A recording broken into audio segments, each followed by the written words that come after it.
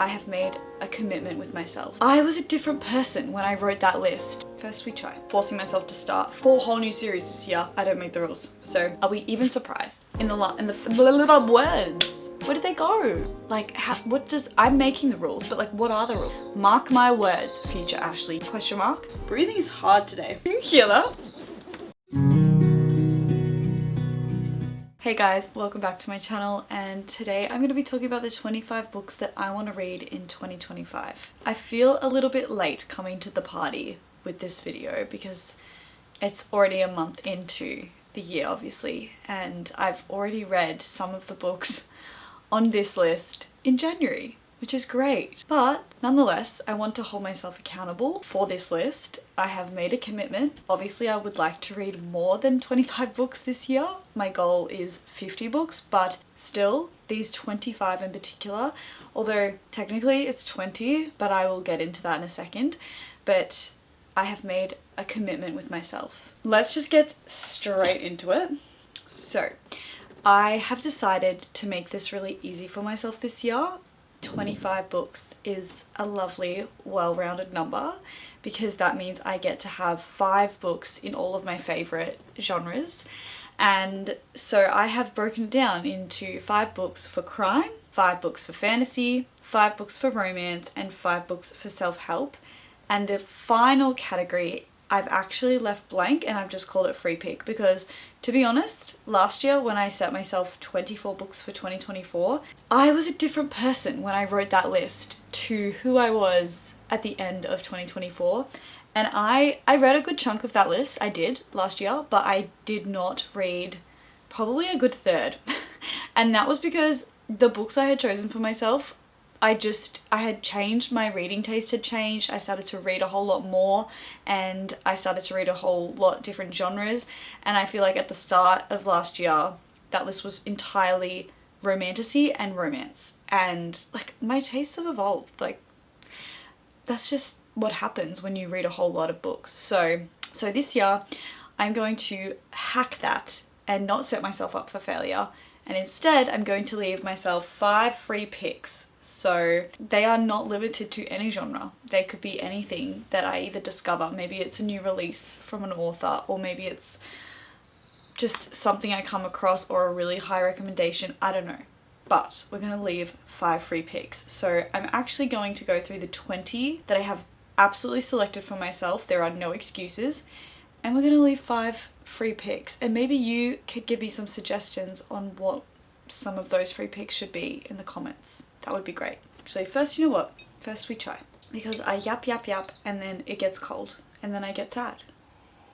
Starting with crime. So number 1 is His and Hers by Alice Feeney. I have in fact read this already. I just finished it, and yes, wow, I thoroughly enjoyed. Disturbing, but so suspenseful. Really good. Could not put it down. So I'm definitely interested in reading more from her, and luckily I have put in for number 2 is Rock, Paper, Scissors, so by Alice Feeney. But I've obviously picked 2 of her most popular ones, and I wanted to see what the hype was about and whether they were popular for a reason or whether I have different tastes. So that is one I'm excited to get to. Number 3 is Everyone in This Family Has Killed Someone by Benjamin Stevenson. Again, there's a lot of hype, and I'm really interested to see what the hype is about. So excited to get to that one. Number 4 is The Only One Left by Riley Sager, another author that I have not read anything from, and I have seen a lot of the booktubers, bookstagrammers that I follow that read crime and that read thrillers. I see a select few authors just coming up on repeat, and this is one of them. So obviously there's a reason for that, and I want to find out what that is. And the last one is Twisted by Steve Kavanagh. Of course I had to have a Steve Kavanagh on this list, and I have in fact already read this one as well. So that was January. Go me. Very proud of myself. It actually wasn't my favourite from him, but still, Steve can do no wrong. His writing is fantastic. Okay, moving on to fantasy. The 5 books I have for fantasy are One Dark Window by Rachel Gillig. I mean, I feel like I've already spoken about this in other videos. It's a book that I have been constantly recommended. Everybody seems to like be obsessed with this book.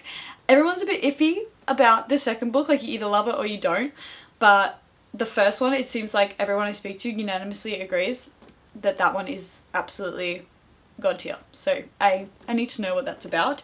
That one honestly makes me the most nervous. I don't know why, but like for some reason that is a commitment to me. I don't know what it is, but there are no excuses. It's on the list, so it's happening. Okay, the next one is The Book of Azrael by Amber Nicole. I think this one's more of a dark fantasy with some romance. I'm not actually sure, I'll be honest. I haven't read into what exactly this is about. I read the blurb and I was like, okay, that's interesting, but I haven't read it in so long. I just have, again, so many recommendations, and I feel like I'm just drawn to the cover. I'm drawn to the series. I need to know what it's about. So that is definitely one. Third is Onyx Storm by Rebecca Yarros. Another one that I have read. If you haven't seen my spoiler full reading vlog, go and check that out. What a wild ride that was. And I now have to wait who knows how long for the fourth book. But it's worth the pain I put myself through. It is. Number 4 is Spark of the Everflame by Penn Cole. Another one that I think I spoke about in a recent video, but I feel like I sound like a broken record, but I have had a lot of recommendations for this as well. I, again, do not know a single thing about this book and the series. I just am excited to dive in, and this is a new series that I wanted to dive into this year. I feel like there's going to be a lot in this because obviously they're all books I haven't read. There are not many, aside from Onyx Storm, there are no books on my fantasy list that are like prequels or sequels.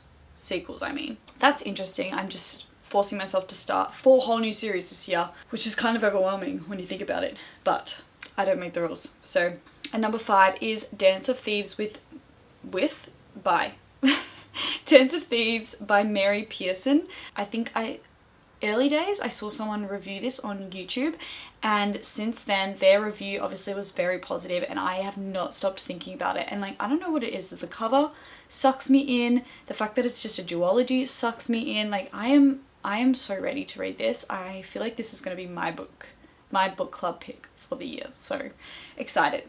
Moving on to romance. So for romance, I was actually looking at this and I was thinking that there would be some new authors in here, and there's 2 new authors in here, but surprisingly they are repeat authors that I just absolutely adore but have only found recently, so I guess wanting to read more of their work. So the first one is Great Big Beautiful Life by Emily Henry, which is her new release coming out this year. I couldn't tell you when. I'm sorry. I really should have done my research, but all I know is, like, I think it's coming out maybe April, May, and I'm very excited. I adore her writing. It's kind of like poetic. It's just, Emily, I love you. Okay, number 2 is Cover Story by Now I'm gonna butch this. I am gonna butch this. You watch me butch this. Mahari McFarlane? Is that how you say her name? I don't know. But her new release coming out in April, it's called Cover Story. I received an advance copy of this and it looks so good. It says, they love to hate each other, but is it all one big cover story? The new laugh out loud enemies to lovers novel from the queen of rom-coms. And then Emily Henry has said, she's so ridiculously talented. Consider this recommendation my personal gift to you and your life.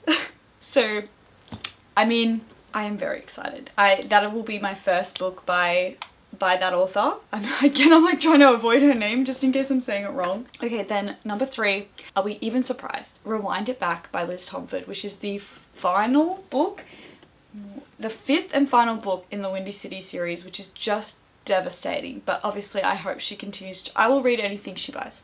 She is an auto-buy author. Liz Tomford is just, she is so talented, and she just does humor and wit and chemistry so well. Okay, number 4 is Yours Truly by Abby Jimenez. I have just recently read Part of Your World, which was my first Abby Jimenez book, and I was so pleasantly surprised. I did not expect that. She's obviously a fan favorite for a reason. A lot of people said, like, Part of Your World, just don't, that one's, like, it's good, but, like, it's not even close to how good some of her other books are, like Yours Truly and Just for the Summer. Like, people are just raving about the other two. So I was like, okay, so I'm reading this book, but I'm just getting through it to get to like what's coming next. But no, hold the phone, because that book was so good and had me feeling all the feels. I feel like honestly the secret to thoroughly enjoying a book is to go into it with completely low expectations and then just have your socks completely blown off. It was so good. So to say I'm excited for yours truly is another understatement. Okay, and finally, number 5 is Binding 13 by Chloe Walsh. Another book that I got for my birthday. Another one that I'm just like, I have FOMO. Everybody and their dog has read this series, it feels like, and they are all obsessed and apparently would die for these characters, and apparently the found family is just next level, and apparently like, I don't know, apparently this is their author by author. I don't know anything about, like, I know the premise, I know that it's a high school romance, and I know that there's a football team or a sports team of some kind, and then the numbers are all the jocks. Oops. That's all I know. And then there's obviously a romance with the girls at the school. That's it. That's all I know. So I have the first book, and I'm gonna dive in and I'm gonna find out what it's all about, because I have serious FOMO. You know when you talk so much that you're like dizzy because you haven't just stopped and breathed in? Just breathe in. Okay, the last category I have is self-help and like personal development, whatever you want to call it, really. Like, it's also technically like spiritual. This is my personal development, self-help, spiritual, business. I want to be better. I want to grow. I want to learn category. Okay, so the first book is The Secret by Rhonda Byrne. It's something that I've just heard about for years and years and years and years, and I have even referred to like in conversations with people, and just like not read it firsthand for myself or watched it firsthand for myself. And I feel like I understand that it's about the law of attraction, so I knew that, but I have read a lot about the law of attraction in other places, so I just never felt the need to reach for it. But I don't know, recently I think I was listening to a podcast and someone mentioned it again and talked about how life-changing it was, and talked about how it just reinforces those key things. And I was like, you know what, this is perfect. I need some reinforcement. I need some just rehashing of the law of attraction, and that I need to get in my head back into that mindset.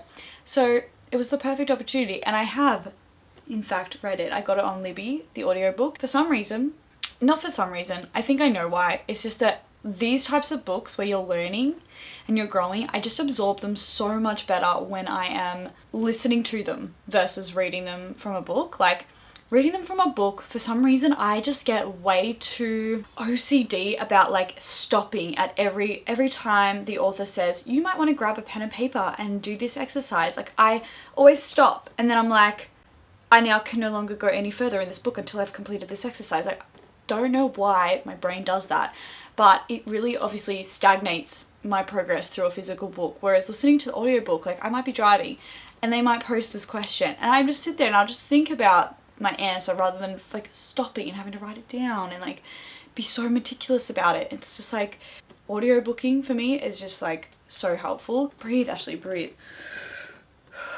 Full breaths. Just give myself a pat on the back for that. Thank you. Okay, that was a really long-winded one for that. But anyway, number 2 is Atomic Habits by James Clear. Like, if you haven't heard of this book, have you been living under a rock? Because it's everywhere. Everybody's talks about it. Everybody's read it. Like, it feels like everybody in the planet has read that book except for me, but not anymore, because I have read it now. I have listened to it, and I now have the physical copy because it was that good. Number 3 is The Wealth Money Can't Buy by Robin Sharma. He is probably more well known for his book, The 5 a.m. Club, I think it's called. Again, another book that it feels like everybody's read except me. But he recently came out with this book. I think it was just towards the end of last year that this book came out. I'm sorry if that's wrong. A lot of the inspirational people that I follow and like the influencers that I follow who are in this space, in the well-being space and the mindset space, have raved about this book and this particular author, and I felt like The 5 a.m. Club, again, I'm not really ready to be a 5 a.m. girly, but I feel like this is a good option for me, and I really wanted to know what this author, like what was everybody raving about Is it life-changing? Will this change my life? I hope it does. But this seemed like a more realistic book that I could take some really valuable tools from. She's on the list. Okay, number 4 is Get Your Shit Together by Sarah Knight. I have read Everything is Effed by Mark Manson, and I have heard very mixed reviews about whether or not there was some inspiration taken. I don't know. All I know is that both these books seem to have a similar message, and I found Mark Manson's really motivating. I found it really good to just, it was like a very refreshing, motivating pep talk. And so I'm keen to have another one of those if Sarah's open to it. Like, I don't know. And the last one is When You're Ready, This Is How You Heal by Brianna Wiest. And last year I read The Mountain Is You, which I see a lot of people, again, in this space reading, talking very highly of, and I thoroughly enjoyed that book. It was about self-sabotage and how to overcome self-sabotage, and like not just like motivational babble, but scientifically how self-sabotage works in the brain, why we do it, where it comes from, and how to hack the brain psychologically to defeat self-sabotage. So it was good. It was really good in that sense. Like, it wasn't just like a fluffy self-help book. It was very practical. And then, of course, the last category is free picks, which we've discussed. There is nothing in that category yet. I have already in the little words. Where did they go? They were here. Maybe I need to breathe again. Lack of oxygen to the brain. My point was that it is the 10th of February, and already so far this year I have seen books or heard recommendations and I've gone, oh, I'm gonna make that one of my free picks. And then I'm like, wait, no, I don't want to use them up too soon. And I don't know why I've been doing that, but like I have. It's like I have to save these 5 free picks for something special. And like, I'm making the rules, but like, what are the rules? You tell me, because it's like, I can't read a book before deciding that it's a free pick. I must declare that it is a free pick before I read it for it to count as one of my 25, right? But like, it's like, I could just read whatever, and then I could just come back and say like, oh, those are my free picks. Like, I know, I want to be honest. I want integrity with this task. I will declare a book to be one of the free picks before I just slap it on there, and you know, I will do that for you. But next time I come up with one, I think I'm gonna do it. I'm gonna put it on the list as a free pick, and you're gonna keep me accountable. If you've got any suggestions for free picks, put them in below and like sell them to me. Why should I read that? Any genre, literally any genre. I shouldn't say that. Like, be nice to me. I don't read history, but I don't want any, like, don't be mean. You know, we're here for the good times. We're here for the good times and the motivational times. Don't do with that what you will. I guess at the end of the day, it's my decision if I want to accept your free pick. I don't know why I'm stressing like you will decide my fate. You won't decide. It's up to me. I have control. But anyway, so that is essentially my 25 for 2025. It's kind of my 20 plus 5 question mark. We don't know yet, but that is my goal for the year, and I am going to stick to this. Mark my words, future Ashley, you will have read every single one of those books on this list by the end of this year. Breathing is hard today. Can you hear that? That sounds bad. That is not the sound we want for this video. Anyway guys, I hope you enjoyed watching my 25 books for 2025, and I will see you in the next video.